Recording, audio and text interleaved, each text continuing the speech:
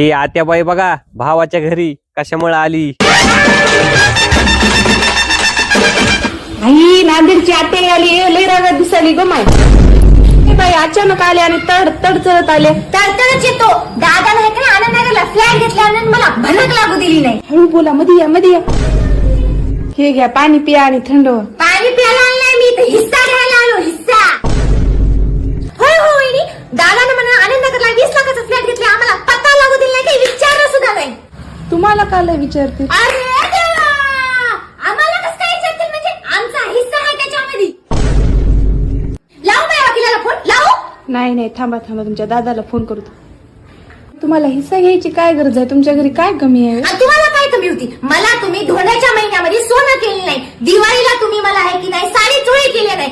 आणि आमच्या चौघामध्ये तुम्ही आयराला 2000 दिल्या. तुमच्या काय ज्ञानात माती पडली काय. होय तुम्हाला वाटलं का मला माहित नाही वरलाकडचं शेत 1.5 कोटीला चले त्याच्यातला मला अर्ध्याला अर्धा हिस्सा पाहिजे. बघल्या काय माय बापू लहानपणीपासून मी दादाच्या चड्ड्या धुतल्या आणि दादा इथे फुटकी कपडे द्यायला तयार नाही.